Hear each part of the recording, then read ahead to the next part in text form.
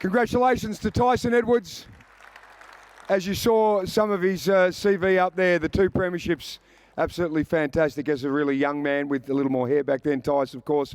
321 games, so he sits second on the all-time list at the club, which is fantastic. 3 times he was voted your MVP by the members, knowing how important he was to the side.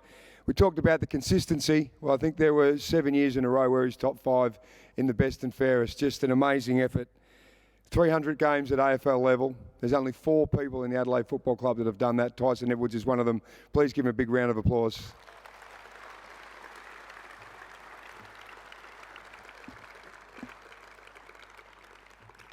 And Tyson, a member of the South Australian Football Hall of Fame, and now in his club home. Welcome along, Tyce.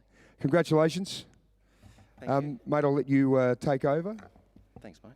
Thank you, you need to, and then we'll have a fellow Hall of Famer waiting for you in just a moment. Appreciate it. Thank you. Who would have thought a annoyingly shy kid from the bush would be up here tonight receiving this award? So it really does mean a lot. When sort of working out the speech and who to thank and where to start and what to do, I thought, well, let's just start at the start. And Wanaka Football Club was where I started, and it's probably the smallest country town in the world.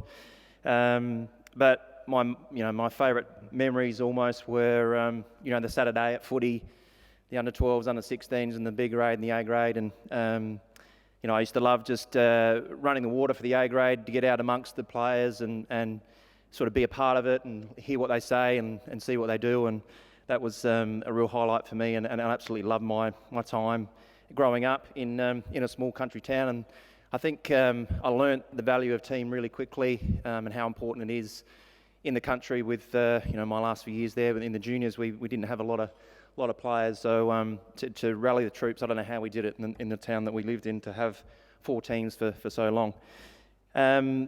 My brothers were, I guess, people that or 2 idols in some way that I just copied and followed. And as I said, I was really shy, so I just basically did whatever they did, and they were really helpful in showing me the way and the path of football. They both played, and I followed them, and particularly into West Adelaide Footy Club, where I was able to, I guess, get used to coming to the city and getting used to lots more people and traffic and people that had some egos and a fair bit of confidence, and that certainly wasn't me. And that really helped my transition in coming to the city and being a part of their journey and watching them. There was a fair bit of travel. My parents were, obviously I was the youngest of 3 boys, and my parents did a lot of travelling before me, and it was never ever a burden for them. Mum's here tonight, which is great.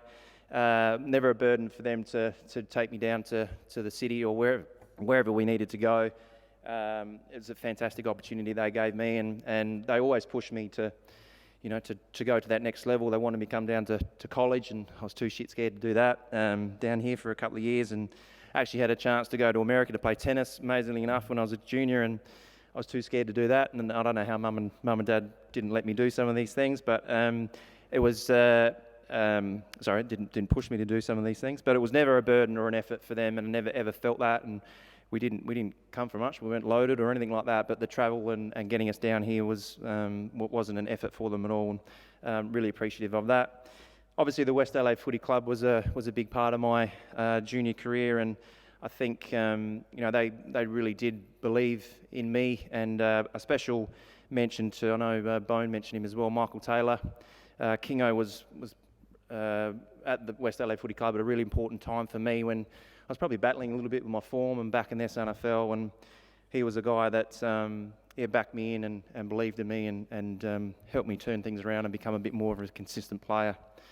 Obviously, my family got Sue and Darren here tonight. Darren's a little bit annoyed, Darren Jarman that is, we played the first game here. He wanted me to remind everyone who won the premiership that year when the Crows played Hawthorn. He enjoyed that day, and me and his brother Roy here as well, one of the best blokes you'll ever meet, so thanks to those guys for coming along. But to my immediate family, I guess, to my boys, Jackson and Brody are here tonight. Brody reckons I'm odds on to shed a tear here, so I'll try and keep it together for you, mate. I'm sure I can get through tonight. Luke's obviously not here. Unfortunately, the club didn't give Luke an opportunity to start his journey here. Jackson got a half a sniff. Would have loved to see Luke sort of follow in my footsteps, so to speak, but he's loving his time in WA. And I think while I was playing, I tried to I guess incorporate the boys and get the boys around the footy club as much as we could, and I hope they were old enough to try and remember some of it and enjoy it. And I guess Mandy and I are just really proud of the young men that you've grown up to be, and that's probably the most important thing for us. Obviously, Mandy was a huge influence on my career, and as a partner of a player, there's a fair bit of sacrifice and a fair bit of crap you got to put up with. And she was probably the biggest believer in me out of everyone that was involved in my football, and believed in me before I did. And she always pushed me to, challenge myself a bit, get fitter, change my diet, do lots of different things. Even got courageous enough one day when Blighty was coach, and Thursdays for Blighty was golf day. Blighty must be here somewhere, you remember this. And I got the call from John Reid. Reedy had to do all Blighty's dirty work to say that I was dropped this week. So I told Mandy, and Mandy said, "That's bullshit." As a partner does. "You deserve to be in there." I said, "Ring Blighty." I said, "I can't, it's Thursday, it's golf day." She said, "What the hell was that? What do you mean?" So anyway, I mustered up the courage to ring Blighty, and Blighty just reminded me that today's golf day, Tyson. I'll speak to you on Monday.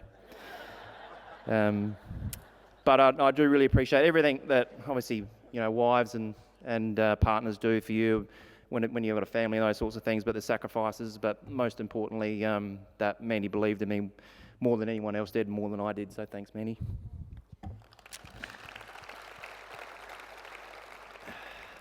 Also want to make a special mention to the volunteers and support staff, and I think Bone mentioned them as well.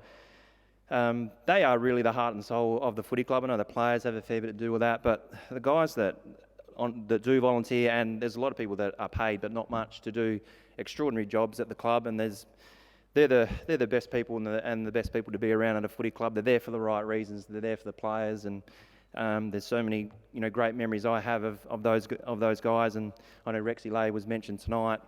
He was the property steward, and you had to show Rexy your tax file number to get a pair of socks off the guy. But a ripping person, and Barry Downs is an absolute beauty as well. There's so many of them, and apologies for those I'm not mentioning, but John Condon I saw here tonight as well. BJ and JC were probably the two best on a South Africa trip flight to South Africa. I think JC, still can remember him playing the straight bat down the aisles after a few beers on the plane. There's some fantastic people involved, and I really want to mention those because it's makes players' jobs and our roles. They feel the ups and downs more than probably the players sometimes. So I really wanted to mention them, and of course. The Adelaide Footy Club for this amazing honour. As I said at the start, a annoyingly shy kid from the bush, never thought he'd be up here. So I was so lucky to play in a great era with so many amazing players, and played against so many amazing players in a really good organisation. And a couple I want to make a special mention to. Rod Jamieson, who was up here tonight. Him and Ben Hart took me under their wing a little bit in the defensive end where I started my career, and I really thank them for that. It made me feel really comfortable and wanted back there. And amazing some of the things you remember. My first training session, Simon Tregenza was the first guy to come up and shake my hand and introduce me to him and some of the players, and asked me how I was going and all those sorts of things. And to Trigger, thank you. A little thing, but some of these things they really stick in your mind. All my coaches, I really want to thank, whether you get along with them or not, or believe in everything they do or not, you learn something from all of them. And a special mention, I know Blighty started this journey on me, as I spoke about before, with the belief. He started that initially with me, but Gary Ayres came at a really important time for me and backed me in, and I was ready to take that next step as a player, and he certainly helped me with that and gave me the opportunities that I was ready for, and I want to thank both Blighty and in particular Ayresy for that as well. Congrats to all the other inductees tonight and the previous induction, I think it was 5 or 6 years ago. It's ridiculous for me to think that I'm included into this group. I'm really humbled by it, and if you could turn back time and 17, 18, whenever it was years ago that I was asked to be a member of the Adelaide Footy Club. If I had that opportunity again, I'd be all in 100%. Thank you. Congratulations to Tyson. Tyson, if you want to make your way over to the stage there, and waiting for you in just a moment will be a fellow blood, you're all right, a fellow country boy who probably spent as much time chalking up the Ks with family members in the car as you did. Of course, already a Hall of Famer, Mark Ricciuto. So please welcome Roo as well. Roo, welcome along. Thanks, Sodas. Is this the smallest? Can we get a bigger couch for the guys next time, maybe? Or Ill with you two with your nice shiny heads. And There's not much hair here tonight, is there? There's a lot of parallels between you guys, of course. Too fast. West Adelaide, young kids playing senior footy there, and spent most of your time, I imagine, probably sleeping in the back of the car on the way home from footy training. Tice from Wanaka, you would have. A lot like Roo probably did in Waikerie. yeah, 100%. There was, as I said, in just before, the amount of travel that my parents did for me and my brothers, and we were actually chatting about this the other day about you could almost close your eyes from the moment you get in the car to the moment you get home, and if someone asked you where you were, you know exactly where it is, just with the bumps and the sounds and the movement, and you just you just get used to it. Like, it's thinking of it now, I'd hate to do that, but you actually just get used to it, and it's just something you have to do. Yours was about a 250k round trip. What was yours, Roo? 400 basically. Yeah, so a little bit further, but my old man used to pick me up from school and take me down Adelaide to train with Westies, but I only did it for 1 year, really. Tyson did it for probably, 5 years, 6 years? Yeah, I started in the under-13s. Obviously, we're not coming down 2 or 3 times a week then, but yeah, we did it for probably 4 or 5 or 6 years, and the last 2 or 3 we travelled a lot. Just on those being young guys, Roo, I know you were playing at Waikerie at 15 in the A grade. How old were you when you were playing 16s at Wanaka? Mum's probably better to answer this. I think it was probably 6 or 7, and not that I was a good player pushing anyone out, mind you. 6 or 7 years of age, the under 16. Opposition blokes drive to the under 16s and get out with a beard. Well, you wouldn't have even gone through puberty at that stage, Ty. As I said, not that I was a better player than any others, but it was just because of the numbers, and it was different back then. Like, the older kids never picked on the young kids. If they're going to take a mark, you'd let them have it and those sorts of things. But yeah, I had 2 older brothers look after me, by the way. If I got into trouble, they had my back. But started AFL in '95. There was still a few big toughies getting around the AFL in the mid-'90s, like Dermy and Dipper and Ablett, Lockett, those sort of guys. Who'd you run into that intimidated the little Wanaka boy? Nearly everyone to start with. No, I do remember it was my first ever trip to Perth, and we were playing West Coast, and as you said, I'm just starting out and just getting used to the travel and playing AFL footy and these sorts of things, and somehow I got tangled up with John Worsfold in I don't know if he tackled me or I tackled. It wouldn't be me tackling him because I would have let him go. I would have let him run past me. And he's ended up on top of me, and he's just, because he's like stone-faced, John, and he was huge. And he's on top of me, and he's pinned me down. He's had his hand on my throat, and I honestly couldn't breathe. And I thought, shit, this is it. She's all over. I played 5 games, and I guess at least I played. But I honestly thought I was gone. And he was just looking at me like he was motion, like nothing. And I'm going, I'm stuffed. Where was Roo? Probably kicking the goal or celebrating or doing something stupid. John Worsfold, we had a lad called Lyndon Stevens that played for the Crows, and it was over in Perth, and I remember we were at a stoppage, and Lyndon Stevens was on John Worsfold, and they were just about to throw the ball up, and John Worsfold said, if you get another kick, son, I'm going to snap your legs off and shove them up your ass. He's a little private school boy though, Lyndon, wasn't he? Yeah, and Woosha wasn't. Hey, a couple of flags in your 3rd and 4th years. How good was that? I mean, it must have been a dream come true. Yeah, unbelievable. And as I said before, to be a part of such a special group, and there was, looking back on it, so many great players that I was, lucky to play with, sitting here with you, obviously, and all the guys that have been inducted, and Bone tonight when he was there when I first started. I didn't want to talk to Bone. How tough was Bone? Just giving you a pat on the back nearly broke your back before a game.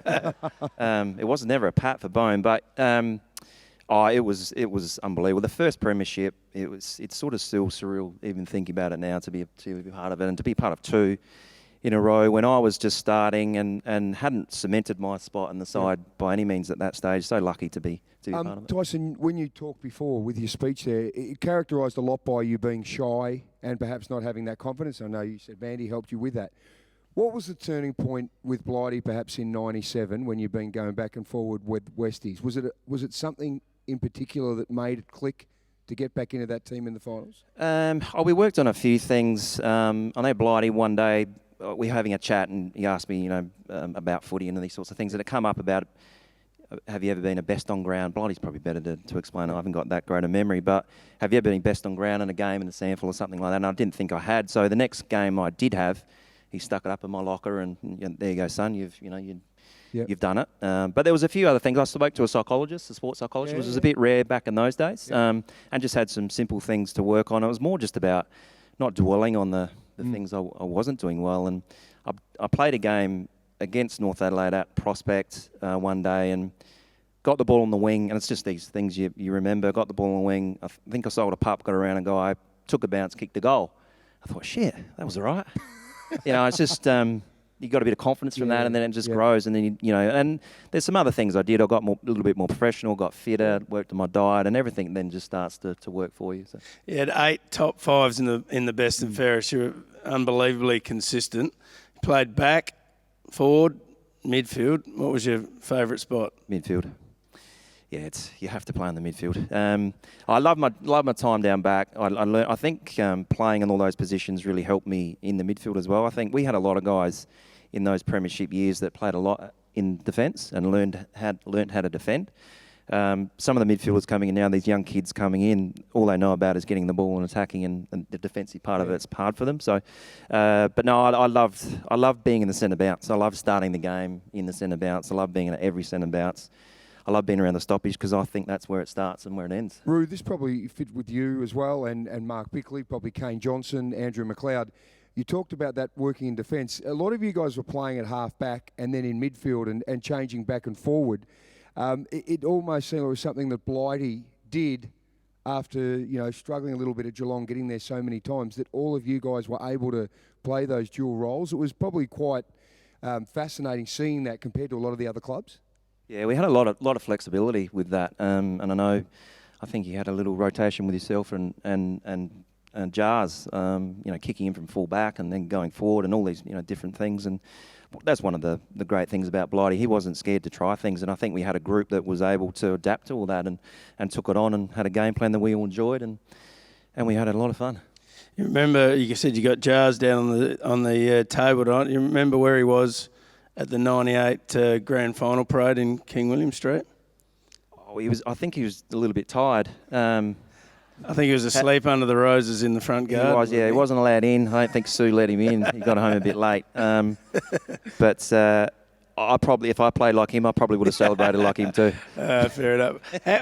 Roy, I've got to ask you, tell us about Tyson. You're saying he was shy. He came down from the country. You would have probably known what he felt like a little bit. Did he appear to be really shy and bashful around the club? Did you notice that? Because it sounded like, Tyson, you were struggling in that area.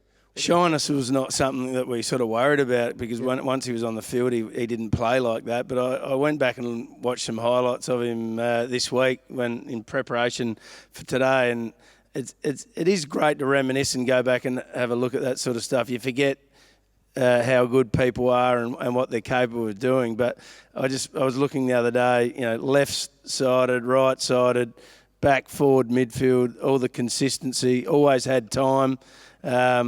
And just, kicking goals, defending, you could do absolutely everything. So when you look at that, look at the record, there's another 40-odd games in West Adelaide as well. It's a unbelievable career. And to get called consistent, I think, is not good enough for you, Tyson. You're an unbelievable player for a long period of time. When you look up there and you were MVP for 3 times from the members, I think, that typifies your career better than talking about how many times you're in the top 5. Just played with too many good players that kept stealing. I just had a chat to John Reid, and he said he did a bit of voting. Well, he said in the end that he didn't, but he did a bit of voting. I said, you can't vote and do the contracts, John. That's probably why I didn't win a bloody BNF, you mongrel. So I think I got Reedy to thank for not getting a best and fairest. But like you said, if we're talking about consistency, it's not just consistency of being, a good player. You're talking about consistency of being a star at a footy club. What about State of Origin? You played in that, Tice. How did that go in '99? Not great. I grew up loving State of Origin. Wish it was back. I was a big Sticks Kernahan fan, and remember him kicking a bag of goals here at Footy Park one night. But I got concussed. Cornsey was the coach, and at half time I didn't know what was going on. It wasn't some innocuous thing, and I probably didn't even show up on the TV. They had all the family over, and don't really remember much about the game, unfortunately. What about, we heard you talked before about the staff at the club, Rexy Lay, BJ, even Brian Sando, Andrew Potter, Kevy Whitford, Gary Googe, Serge Bone mentioned as well. What do they mean to you? Because they are an unbelievable part of the football club. When you're playing, I think you focus on premierships and probably your mates. But when you look back afterwards, I think it's the friendships that you have with those guys that mean just as much as what you achieve on the field. Yeah, for sure. And all quality people. Like, you go to the club every day, see these people every day, and you never actually get sick of them. Like, it's you sort of miss them when you leave, because you love spending so much time with them. And a little funny story on that. When we had away games and we stayed overnight, sometimes we would, night game, it's a bit hard to sleep, Roo, sometimes. So we'd have a couple of beers to try and, relax and have a chat about the game and other bits and pieces. And anyway, that kept growing, and there's more people coming each week that we're away, and end up Gary Googe, instead of getting beer every time we went to the hotel, Googey actually snuck a couple of bottles of scotch in for us on the stuff he packed to one of the Yeskies he's packed to go away. So we'd sit down and have a few scotches and spend some time with Gary and these guys as well. It was fantastic. It was, it wasn't stupid or anything. It was just really good fun to sit down and relax and have a chat and have a couple of drinks and chill out and sneak a couple of drinks away when the coaches didn't. They probably didn't know about it. Reedy knew about it, bloody everything, didn't he? Tice, we know, obviously, with stats with you, 321 games, I think you're the only player to get 40 plus in your 300th, but now you're selling houses. 57 sales this year and around about $40 million worth of stock you've moved. So that's going all right at the moment. You've done your research. You were smooth on the field. You would be smooth as a real estate agent. No, I'm not. I'm a real estate agent, but I'm not a real estate agent, if that makes any sense. I'm not one of those ones that talk about themselves and carry on like a pork chop. But no, it's been good. It's a really good company, Harris Real Estate, we're working for, and it's good and bad at the moment. It's easy to sell properly because there's not much around. There's lots of buyers, but it's hard to get the stock. But no, really enjoying it. Manny and I have had an interest in it for a long time, and we've been in it for about 5 or 6 years now. So when you're selling next time, Roo, don't be frightened to give me a call, mate. Well done, mate. Hall of Fame. Congratulations, Fern. Pleasure to play with you. Well done. Congratulations to Tyson Edwards. Well done, mate. Thank you, Roo, for coming up here. Brilliant to have Tice. Another one inducted into the Hall of Fame.